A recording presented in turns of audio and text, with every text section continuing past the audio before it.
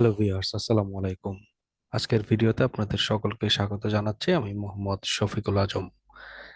আজকে আমরা সম্পূর্ণ নতুন একটা টুলস নিয়ে আলোচনা করব এবং ধাপে ধাপে এর ডিটেলসে আমরা বিভিন্ন সেশনের মাধ্যমে আপনাদেরকে পরিচয় করে দিতে চেষ্টা করব।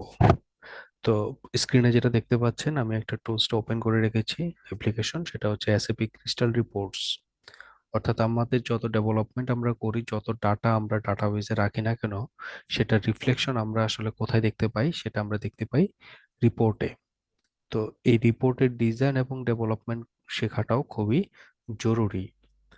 তো এই বিষয়টা নিয়ে আজকের প্রথম আলোচনা শুরু করছি আমি। আশা করি আমার সাথেই থাকবেন। তো শুরু করার আগে আপনাদের সকলকে রিকোয়েস্ট করছি, আমার চ্যানেলটিকে যারা এখনো সাবস্ক্রাইব করেননি তারা চ্যানেলটিকে অবশ্যই একটু সাবস্ক্রাইব করে রাখবেন এবং পাশে থাকা বেল আইকনটিও প্রেস করে রাখবেন, যাতে করে এই ধরনের ভিডিও নোটিফিকেশন আপনাদের কাছে পৌঁছে যায়। তো চলুন কথা না বাড়িয়ে আজকে আলোচনা শুরু করি। তো আজকে আমরা ডিপ লেভেলে কিছুই যাব না, আজকে শুধুমাত্র অ্যাপ্লিকেশনের পরিচয়টা করিয়ে দেব। কোথায় কি থাকে, কিভাবে কোনটা কাজ করে এবং কিভাবে কোনটার কনফিগারেশন করা লাগে, এই জাতীয় জিনিসগুলো। প্রথমে আপনারা যেটা স্ক্রিনে দেখতে পাচ্ছেন, এসএপি ক্রিস্টাল রিপোর্ট ইনস্টল করলে এরকম একটা ইন্টারফেস আপনারা দেখতে পাবেন। এটা হচ্ছে হোম পেজও বলতে পারেন বা স্টার্ট পেজও বলতে পারেন। তো যেহেতু বলেছি আজকে আমি শুধুমাত্র পরিচয় করিয়ে দেব, তো চলুন প্রথমে দেখি ফাইল মেনুতে কি আছে। ফাইল মেনুতে থাকবে নিউ। নিউতে ক্লিক করলে নতুন স্ট্যান্ডার্ড রিপোর্ট ওপেন হবে, ব্ল্যাঙ্ক রিপোর্ট ওপেন হবে।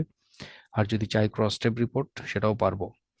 তো ওপেন টা হচ্ছে যে এক্সিস্টিং কোনো রিপোর্ট তৈরি করা আছে সেটা যদি ওপেন করতে চাই আমরা, তাহলে সেটাও করতে পারবো। এরপরে আছে অপশনস। এই অপশনস এর মধ্যে ক্লিক করলে এই রিপোর্ট তৈরি করার জন্য যে যে ডিফল্ট কনফিগারেশন গুলোর প্রয়োজন হয়, সেই জিনিসগুলো এখান থেকে আমরা চেঞ্জ করতে পারবো। তো এটা আমরা ধাপে ধাপে দেখে ফেলবো।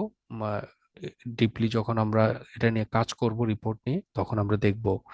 তো প্রথমে লেআউটটা অপশনটা দেখে নিই আমরা। লেআউটের মধ্যে কি আছে? লেআউট হচ্ছে যেখানে আমরা কাজ করব সেটা। এখানে দুইটা মোড থাকবে, একটা হচ্ছে ডিজাইন মোড আর একটা হচ্ছে প্রিভিউ মোড। ডিজাইন মোডের মধ্যে মূলত আমরা রিপোর্টটা ডিজাইন করব, লাইন টানবো, তারপরে ডাটা এখানে ফেলবো, তারপর এখানে কিছু মডিফাই দরকার হলে মডিফাই করব। এটা হচ্ছে ডিজাইন ভিউ এর কাজ। আর প্রিভিউ হচ্ছে যে এই যে আমরা ডিজাইন ভিউতে যে ডিজাইনটা করলাম সেটা প্রিভিউতে আকারে কিভাবে আমাদেরকে রিপ্রেজেন্ট করবে, সেটা আমরা এখান থেকে প্রিভিউর মধ্যে দেখতে পারবো। তো এখানে দেখেন রুলার আছে, গ্রিড লাইন আছে, গ্রিড আছে, টুলস আছে। তো আমরা এগুলোকেও মার্কিং করে দেব। আর এখান থেকেও প্রিভিউর মধ্যেও এটাকে আমরা মার্কিং করে দেব, যাতে করে আমাদের প্রিভিউ মোডে থাকা অবস্থাতেই আমরা এটাকে মডিফাই করতে পারি। আচ্ছা, এখানে বাই ডিফল্ট যা আছে তাই থাকবে। আর এখান থেকে কোনো কিছু আর চেঞ্জ করব না, এখান থেকে ওকে দিয়ে দেব।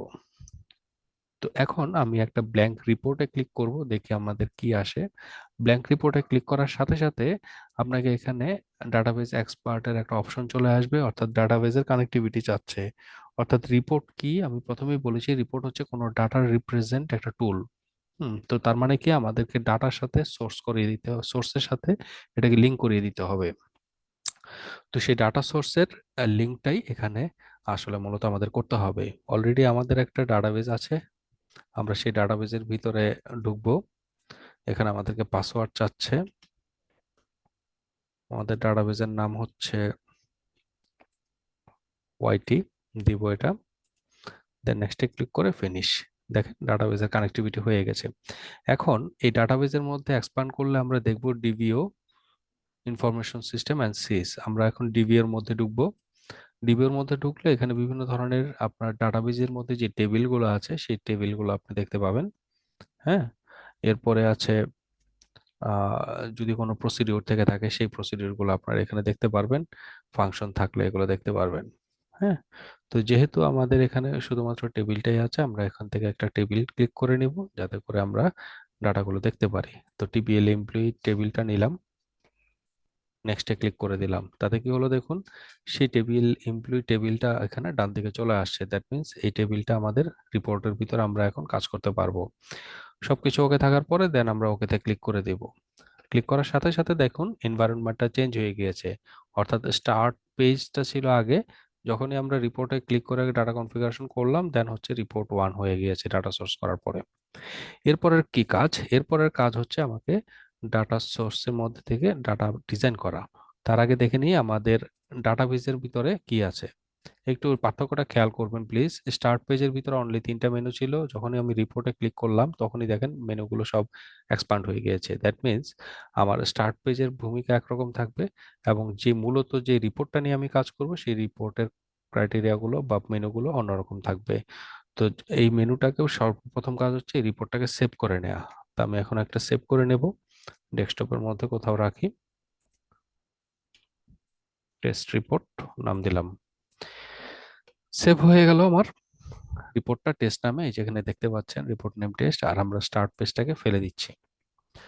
এরপরে আসি ডাটাবেস ফিল্ডস এর মধ্যে ডান দিকে যে প্যানটা দেখতে পাচ্ছেন, এই প্যানের মধ্যে প্রথম যে অপশনটা আছে সেটা হচ্ছে ডাটাবেস ফিল্ডস, অর্থাৎ এখান থেকে যে সোর্স করে আমি ডাটাটা নিয়ে এসেছিলাম এটা এখানে শো করছে। এরপরে আছে ফর্মুলা ফিল্ডস। এই ডাটা ফিল্ডস এর বাইরেও যদি কোনো ফর্মুলা লাগে সেটা আমরা এখান থেকে ক্রিয়েট করে নিতে পারি, এটাও আমরা দেখবো সামনে। প্যারামিটার ফিল্ডস, প্যারামিটার ফিল্ডস হচ্ছে যে কোনো প্রসিডিউর বা কোনো ফাংশন যদি ইউজ করি সেখানে যদি আমার কোনো প্যারামিটার থেকে থাকে সেই প্যারামিটারস গুলো এখানে শো করবে। রানিং টোটালস হচ্ছে কোনো সিরিয়াল নাম্বার বা কোনো সাম কোনো কিছু যদি করতে চাই তাহলে আমরা এখান থেকে করতে পারি। এরপরে আছে স্পেশাল ফিল্ডস। এই সব কিছুর বাইরে রিপোর্টের কিছু বাই ডিফল্ট অপশন দেওয়া আছে, যেমন page number, date time, current date time, print date time ইত্যাদি অপশনস গুলো আমরা এখান থেকে প্রয়োজনে ব্যবহার করতে পারি। তো সবই আমরা এখান থেকে দেখব। তো এই ছিল আমার প্যানের অপশনগুলোর পরিচিতি। আমরা ওটা এখান থেকে কেটে দিচ্ছি, এখান থেকে সব কেটে দিলাম। এবার আসি আমরা রিপোর্টের লেআউট নিয়ে। আচ্ছা, লেআউটটা এখন আছে ডিজাইন মোডে। আমরা এখন ডিজাইন মোডের ইয়াগুলো চেক করি বা চিনি। প্রথমেই যে অপশনটা দেখতে পাচ্ছেন বা অপশনটা দেখতে প্যানটা দেখতে পাচ্ছেন সেটা হচ্ছে রিপোর্ট হেডার। এই অংশটুকুর মধ্যে আমরা রিপোর্ট হেডার নিয়ে কাজ করতে পারবো। এটা আমরা ইচ্ছা করলে ড্রাগ করে বড় ছোট করতে পারবো আমাদের রিপোর্টের বা কাজের সুবিধা অসুবিধা ইয়া অনুযায়ী, প্রয়োজন অনুযায়ী।